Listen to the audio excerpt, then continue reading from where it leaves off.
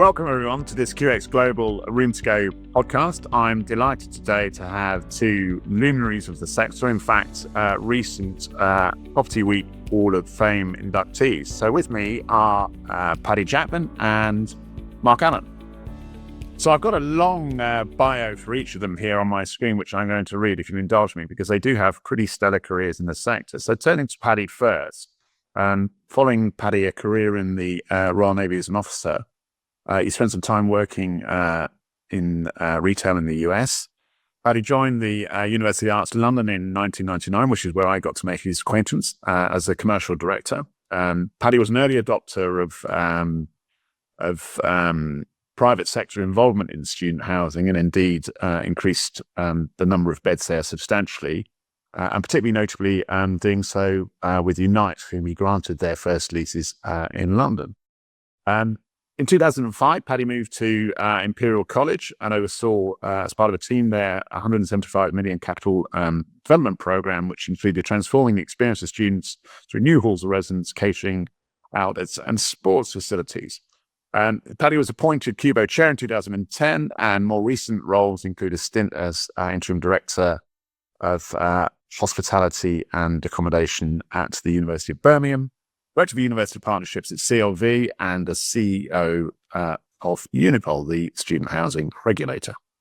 Paddy is currently a non-exec at the University of Essex Campus Services Limited, and is a long-standing chair of the Property Week Student Housing Conference, where he is also an author of a regular column in their magazine. Hello again, Paddy. Turn to Mark. Mark's perhaps best known for his time as the founding director at the UPP Group, where he was part of a team along with late Sean O'Shea and others in building a company from scratch to a turnover of 200 million per annum. UPP has invested over 2 billion in university housing in its time since inception, creating 50,000 beds and other academic facilities. Prior to his career with UPP, Mark worked with the University of Greenwich and also at the University of Goldsmiths, where he and I met in the early 90s. Today, Mark is the director of Sure Start Ventures, an angel investor. He's a board member at Roehampton, where he also chairs the Health and Safety and Welfare Committee, and he is a non-executive director and investor in Student Crowd. So thank you and welcome, Paddy and Mark. Hi, Dave. Good morning. Morning. And so, Paddy, turning to you first, we're all aware that university funding is in something of a state of crisis. I think Mark Corver at Data AG has indicated that the actual unit of resource per student, an undergraduate student, when compared to the 9,000 fee as set in 2012, 9,000 is somewhere between 5,000 and 6,000. So we've seen a real sort of compression in real terms in student funding. We've seen what's going on at Dundee. I know you've written about what Jonathan Hindell, MP, has said. What's your view on what's happening with university funding right now? Well, I think the first thing to say is my heart goes out to anyone working in universities today, to be honest. I look back with somewhat, I suspect, rose-tinted glasses to a time when working in universities was enormous fun. It had value. Everyone recognized its value. And I think those days are gone to a lot of extent now. And the fact of the matter is that the financial constraints under which universities are now operating are literally staggering. And I think we haven't done it, the sector hasn't done it personally, hasn't done a good enough job in communicating actually what it does for society. I think it's easy to say, but I think it did sit on its laurels a bit, expecting that the fees would go up for UK students, therefore there wouldn't be a problem. And we're now in a position where basically universities are surviving, and it is a word I use absolutely logically, it is survival out there by recruiting numerous international students, because there's obviously, as we all know, the only uncapped fees that they can make. And really, the whole ethos behind the universities, or a lot of them today, is the level of thinking has become shorter and shorter because it is survival. and there is a lack of long-term thinking, quite rightly, quite understandably. I'm not criticizing in any way, shape or form. What's the point in planning for 7 years' time if you're not going to be here in 2 weeks? So from that perspective, I think that planning horizon has completely impacted on the strategic development of universities, which cannot be a good thing. Well, I asked Mark to come in and Mark, you're on the board at Rotherhampton, which is a modern university. Paddy, I will ask you, and it's interesting to me that Jonathan Hinder, is MP for Pendle, I think, which is sort of Clitheroe region, the part of the world I used to live in. And his local university would be the University of Cumbria. But do you believe that government would allow a university to fail? And before you answer that, I'll give you my 10 cents, which is that an institution like Cumbria, where the nearest other HE provider would be in excess of 75 miles away, I think is far less vulnerable than maybe larger metropolitan areas that host multiple institutions. That's a personal view. But do you see a situation where government can allow a university to go under? No, I don't, David. I can't see politically any constituency MP allowing or government allowing any university to go under. I think your point is right that it's more likely to be in one of our major cities, but even then, I think politically the amount of students, employers, I just don't think it will happen. Possible mergers, but in the last 20 years, they've had a couple of mergers, 3 mergers in the sector. They took a long time to complete. I mean, my other point on that is, and Paddy is absolutely right. Clearly, this is the worst funding position in my lifetime in the AT sector. Nonetheless, I would say we've been through crisis before. I remember 25 years ago, probably when we started UPP, there was a watch list of universities which, were going to go under. These questions had been asked previously, and none to date have gone under. And I think it'd be even in Dundee, it'd have to be a catastrophic failure of the university for the government to allow it to fail. I agree with Paddy. It's difficult for the executive teams of universities, the academics are having to change the way they teach, they do the research, lack of funds. Nonetheless, I will say, and I'm always positive, I do still think it's a wonderful place to work. And I agree. The AT section in the UK, we've got 25 universities in the top 200 in the world. Students want to come in to study here, despite sort of falling numbers. They still want to come to UK, despite relatively high international student fees. But no, some question. I don't think a university will be allowed to fail. That's about 10. Paddy, yeah, Jeffrey. Well, I think I more share your view, David. I think it'll depend on the university in question. And I think it's interesting that the first one, of course, will set the precedent. So if, taking your example, and I've got no reason to believe that this is a typical case, but you raised it, you said the University of Cumbria, I absolutely share your thoughts that would be catastrophic for the local region should something happen to that university. But if there was a second or third university sitting in a city, and if they were the first to go under, then I think that would be a completely different kettle of fish, personally, because I think the fundamental concern will be firstly for the students and secondly for the employment. And I think that if the student issue can be taken care of by absorption into other institutions without detriment to the student, then I personally feel that would be the government's chosen route. We have to understand that any bailout of a university is going to cost cash. And I would argue the one thing that the government doesn't have at the moment is cash, or certainly spare cash. It's all been allocated. So from that perspective, I just feel that they wouldn't allow it to happen if they can politically argue that it could happen. Yeah, I think I agree with that, and that's Mark's M&A point, isn't it? I think it's going to be mergers rather than full closure. But of course, if you take my example of those regional universities, that becomes much more difficult if they're an outlier in terms of their nearest peers. So I guess the question is, sorry. Can I come back on your other point? Actually, you raised the point from the Labour Party politicians, and I think this is the staggering thing from the last 12 months, because I think, despite your political view, whether in universities, you must have thought that things couldn't get worse from the in the sense of the picture that was painted by the Conservative Party and the previous government about universities. And to hear Labour politicians questioning the value of their own universities, that too many people are going to university, it seems that this message is now being replicated across the political spectrum. And from that perspective, it's difficult to know where the friends of universities are actually coming from in the political sense. See, one has to ask, why is this? What message have we not managed to get across? I do think there's a genuine belief in Whitehall that universities have not had it financially as hard as other aspects of the public sector, such as local authorities, for example. Despite the fact that we all know the devaluation of the UK undergraduate fee, as you exemplified earlier, I don't believe that message has been got across, and I still think that within Whitehall there are views that universities are well off. Possibly because a lot of the people working in Whitehall come from very well-off universities, whether that be the Oxfords and Cambridges or Imperials or LSEs of this world. But the other hundreds of institutions out there, or 100+ institutions out there, are not in that particular case. And again, that's a matter for the sector to be able to communicate. Yeah, and I think I would agree with that.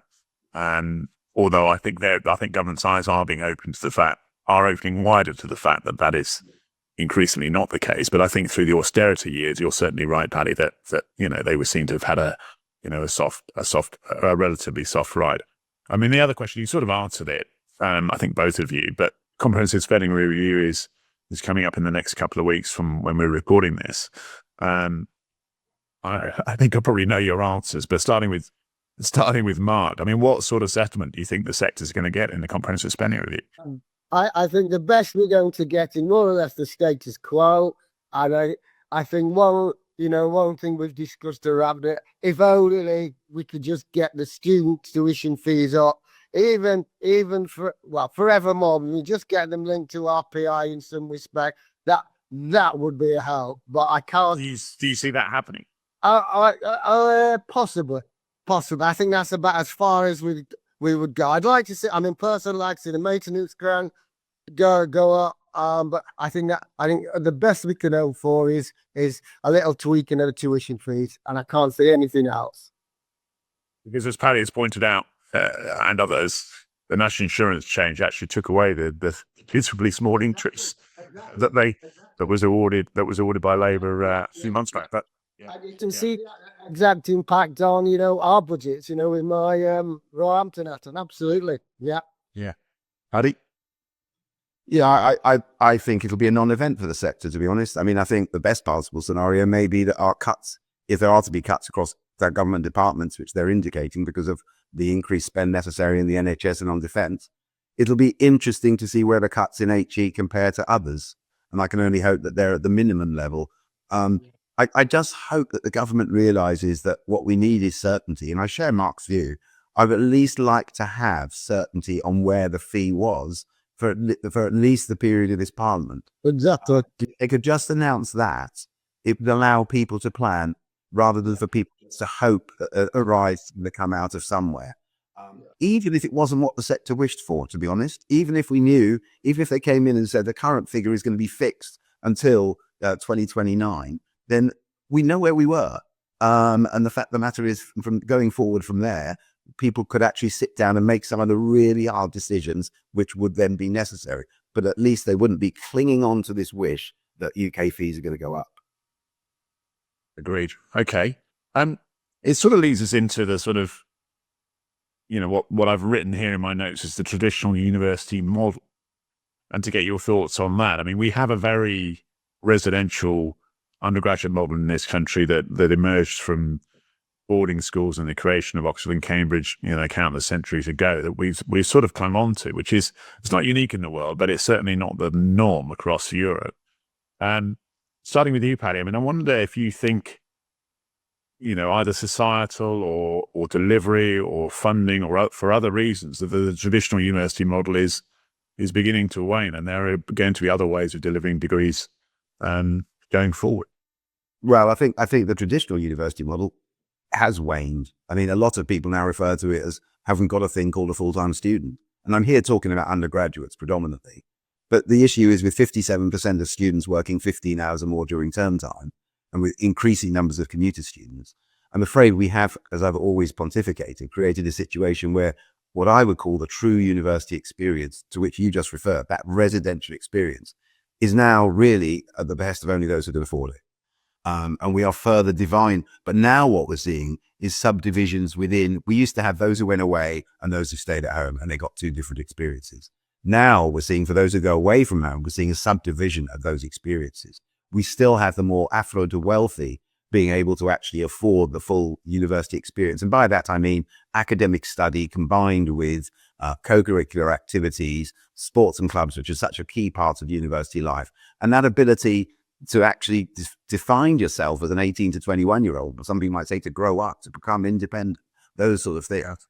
Whereas those who can't afford it are now working, either working for paid work or working for study, and just aren't able, either from monetary value or for time reasons, to enjoy the other aspects of the university. And this is what hurts to me. And I think if we drive ourselves down a further hole where that is the greater number of students are actually having that experience, i.e. not that full university experience, we have to question the whole thing.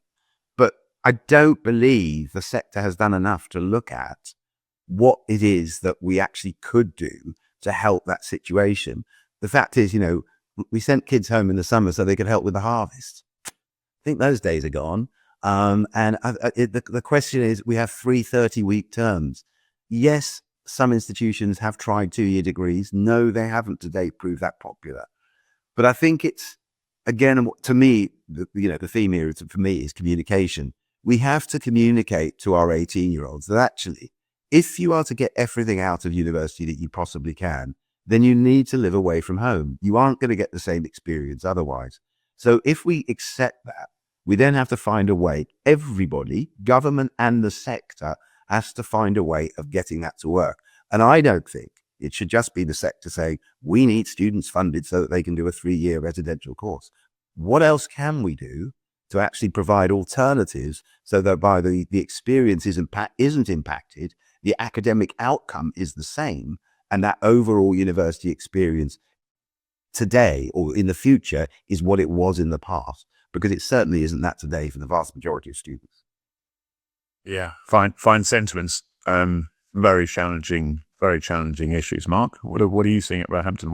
How are you evolving as an institution? Yeah, I'm with Paddy. I agree with Paddy. I'm old-fashioned in the sense, I was lucky enough, the first member of my family to go to university. I lived away from home, got into student accommodation, all the residents, then private accommodation in the classic young one's house. Loved every minute of it. And I've spent probably most of my working life dealing with student accommodation. So for someone like me, absolutely believe passionately that students should, if they can, if they can afford to, if you can make the system affordable, to live away from home, to live on campus in the first year or PBSA, meet other students. But for whatever reason, we are in a situation where that is not possible, certainly for all students. And in terms of doing things a little bit different, we have at least 4 intakes every year. So the standard September model, going through clearing, you've got to get into September. We do November as well. We do January. We do May. We do July. We do module courses. We do a lot of online courses.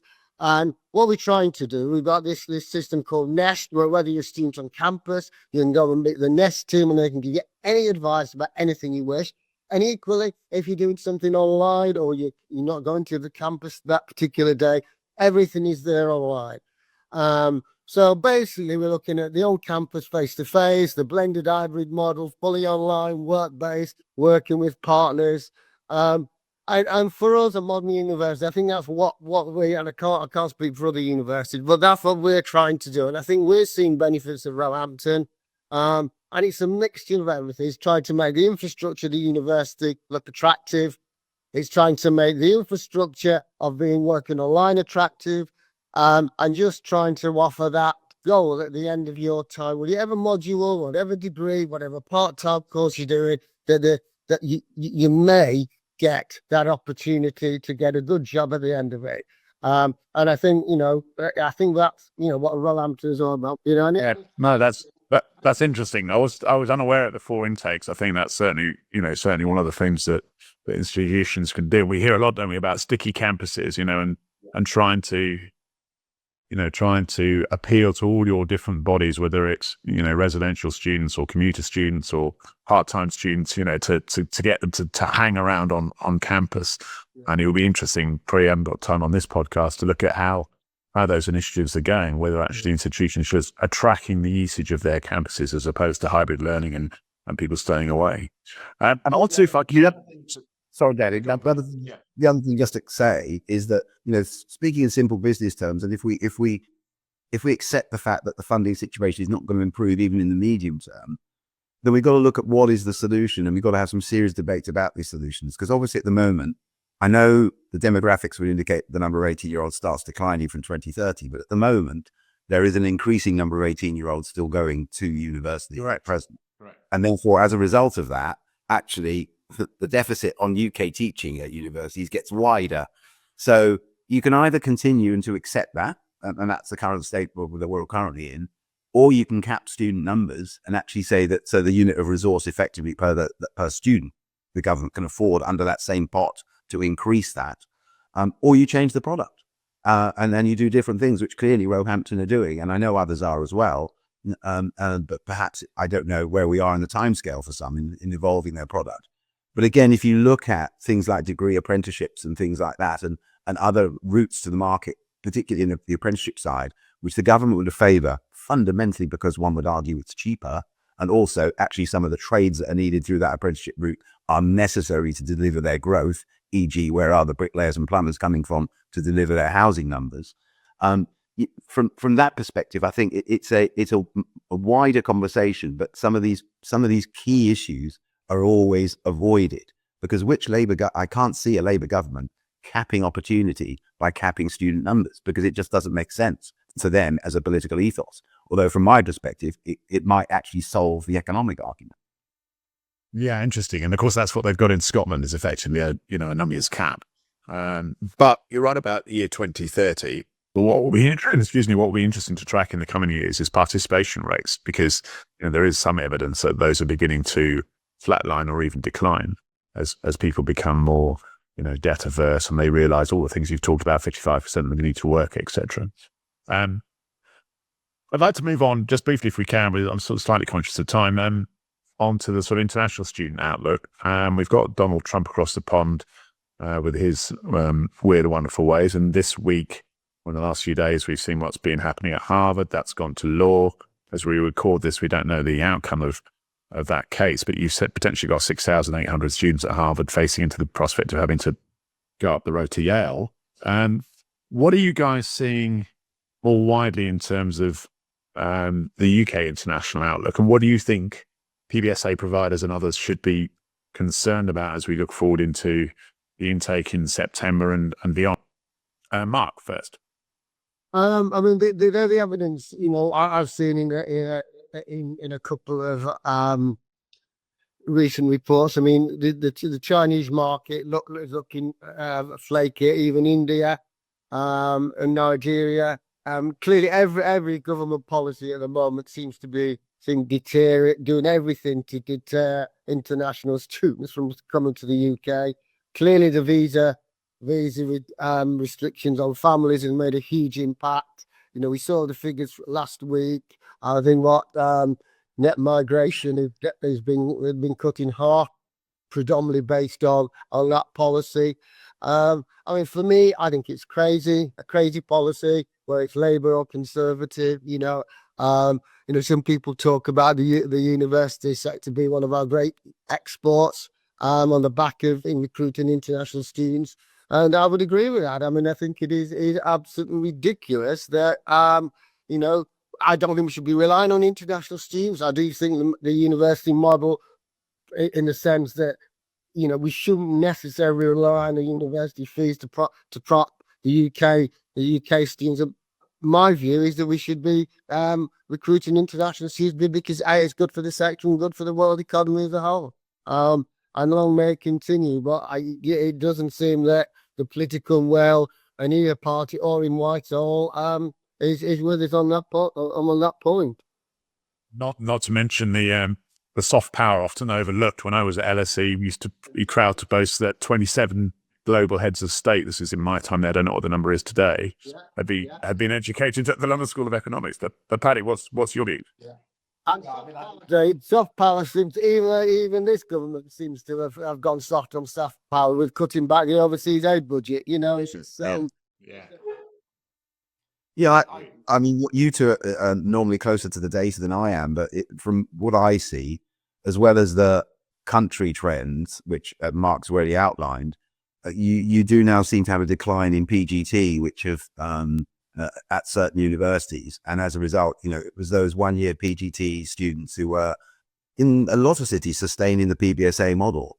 Because we have to, now, I think on the positive side, there seems to be some returning growth in undergraduate international numbers, which is clearly a good thing. But on the other hand, I would argue that their accommodation needs are very different from a slightly older postgraduate student who may be more, for want of a better expression, self-contained, in the sense that they can have a studio and live by themselves and are used to living away from home and they can cope with it. For an undergraduate arriving here perhaps at the age of 18, 19, you may find more of them initially wanting a more heavily pastoral care from the university side. The parents themselves may want that strong university link to the accommodation. But again, the good thing is that they're here for 3 years.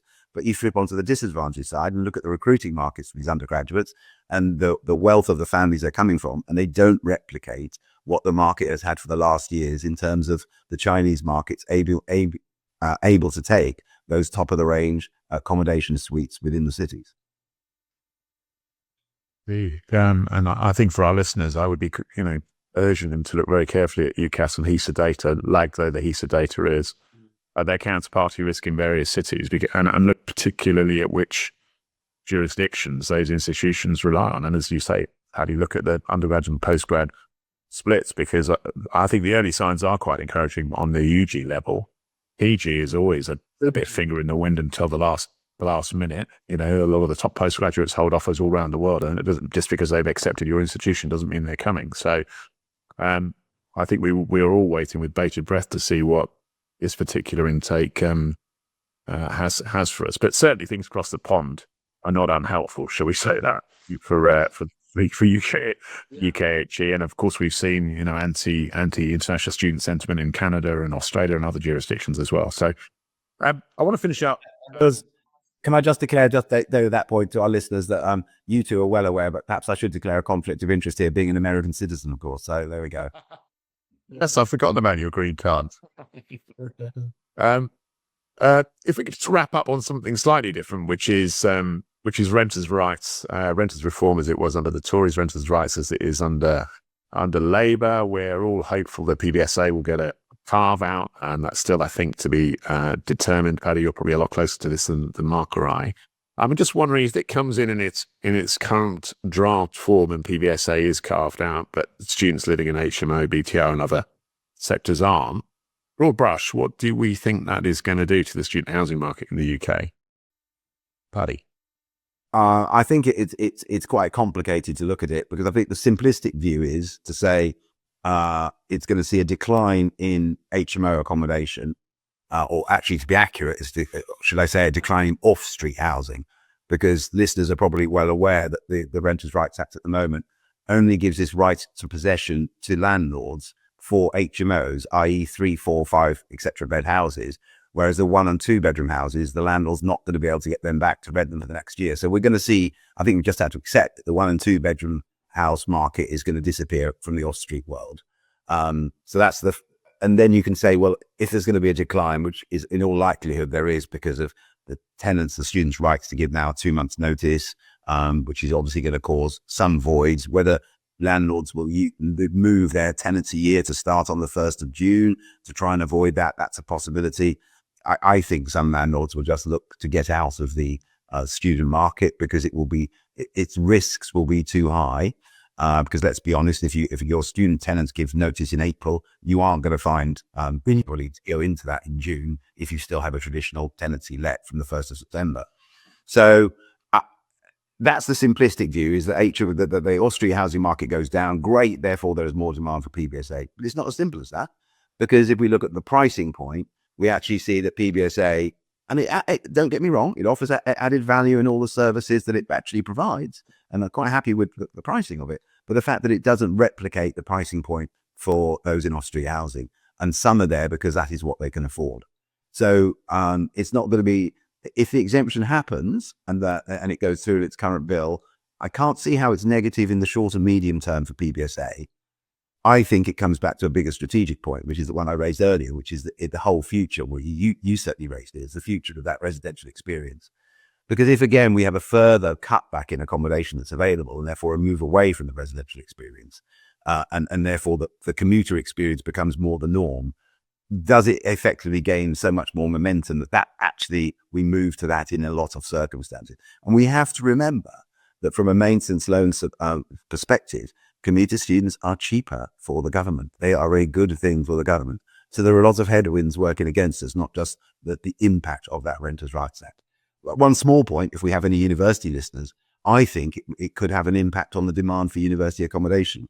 Because if you've got mid-year starts, and we were just hearing from Mark about his 4-term starts during the year, those aren't going to be available in the private sector. So those are only going to be available. Universities are going to have to look at their own accommodation and make sure they've got accommodation if they want to cater for those mid-year starts. So, and I think it could increase demand and make it further complicated for those who allocate university housing. Yeah, I mean, I'll come to you in a second, Mark. I mean, I think it's interesting on those sort of four intakes a year. I mean, the sector's already been, private PBSA sector's already been alive to semester 2 starts. Is it really much of a leap to say that they'll begin to offer different kinds of fractional or staggered move-in dates?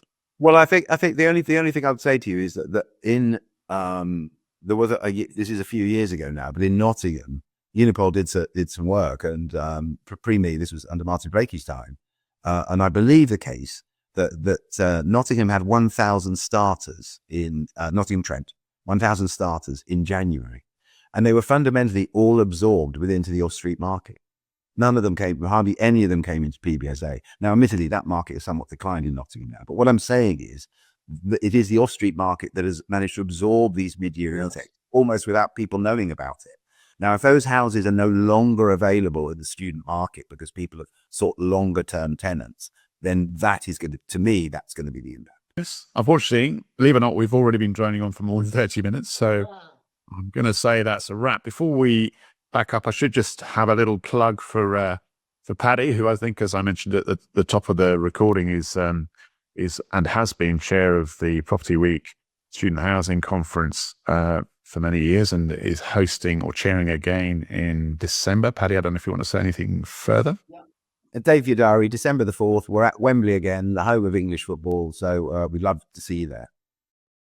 Thanks very much. So it just remains for me to thank, on behalf of QX Global, our wonderful guest today. Watch this space for upcoming podcasts with such luminaries as Nick Elman-Heppy, Keith White, and Sam Scott from Fresh. But thanks for joining us, and have a nice day. Thanks. Bye. Thanks, guys.